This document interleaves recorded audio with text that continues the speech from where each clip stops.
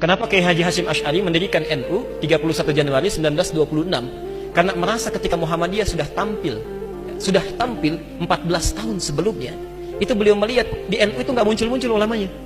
Asy'ari dengan pendiri Muhammadiyah, Muhammad Darwish, itu satu keluarga, satu saudara yang sama, bahkan ngajinya sama-sama, itu di Semarang, di Kiai Haji Soleh Darat. Dia ada 3 orang, Muhammad Darwish, kemudian Hasyim Asy'ari, satu lagi itu kakek buyutnya Cak Nun, MH Ainun Najib. Cuma 2 ini yang menonjol, karena menonjol, bagus baca kitabnya, soleh orangnya, itu langsung diperintahkan pergi ke Mekah, diberikan kitab. Kalau kakek buyutnya MH Ainun Najib, itu cuma diberikan cincin pada saat itu. Saat berangkat ke Mekah, berguru di guru yang sama, namanya Syekh Ahmad Khatib dari Sambas, dikenal dengan Syekh Ahmad Khatib As-Sambasi.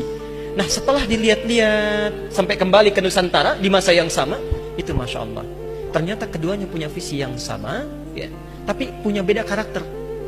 Yang satu senang praktek, ya, namanya Muhammad Darwish, lantas pulang diganti nanti menjadi Ahmad Dahlan. Yang satu lagi senang menulis kitab. Nah, Hasyim Asy'ari ini menulis 19 kitab dalam hidupnya. Kami punya itu koleksinya, ada 19 kitab.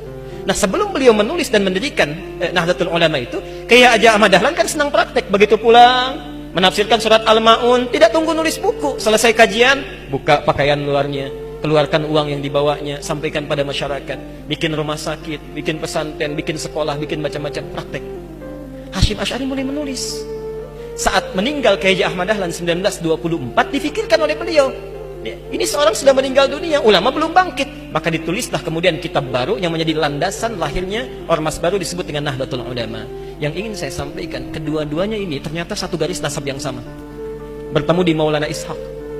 Jadi kalau kita urutkan, maaf, Muhammad Hasyim Al-Asy'ari bin Abdul Wahid, bukan Kang Wahid yang ini ya, itu ada Gunawannya, ini lain. Bin Abdul Wahid bin Abdul Halim. Abdul Halim itu nama aslinya Pangeran Benawa, dikenal dengan Sultan Hadiwijaya, nama lainnya Joko Tingkir.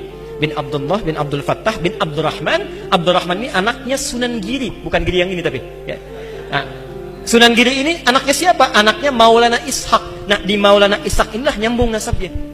Kiai Haji Ahmad Dahlan bin Kiai Haji Abu Bakar bin Kiai Haji Sulaiman bin Kiai Murtado bin Demang Jurang Juru Kapindo bin Demang Jurang Juru Sapisan bin Kiai Gerbek bin Maulana Ishaq. Siapa Maulana Ishaq ini? Maulana Ishaq ini adalah anaknya Ahmad Jumadil Kubra, ya, salah satu wali yang dari 9 yang datang dari Mesir, dari 9 wali itu. Ahmad Jumadil Kubra ini siapa?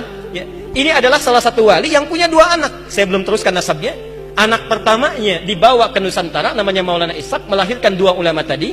Anak keduanya lahir di Mesir, bernama Syarif Abdullah. Nah, nanti Syarif Abdullah inilah yang akan bertemu dengan salah satu anaknya Prabu Siliwangi, ya. Prabu Siliwangi pemenah rasa menikah dengan Nyai Subang Larang, punya 3 anak. Anak pertama Walang Sungsang, lahir 1423. Anak keduanya Rara Santang, lahir 1426. Anak ketiganya Raja Sengara, lahir 1427. Nah, hajilah kemudian Walang Sungsang dan Rara Santang di Mekah bertemu dengan Syarif Abdullah.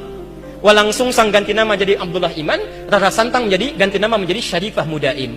Jatuh cinta Syarif Abdullah dengan Syarifah Mudaim, menikahlah, pulang ke Mesir, tinggal 20 tahun, melahirkan anak bernama Syarif Hidayatullah. Berguru pada Syekh Ibnu Athaillah As-Sakandari.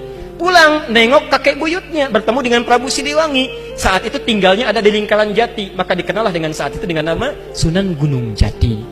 Nah, baik Ahmad Dahlan ataupun Hasyim Asy'ari itu berada di satu garis yang sama, dari Ahmad Jumadil Kubra bin Ali Zainal Al-Kabir bin Ali Zainal Abidin, keturunannya dari Al-Husain, Husain anaknya Ali, Ali suami Fatimah, Fatimah putri Rasulullah sallallahu alaihi wasallam.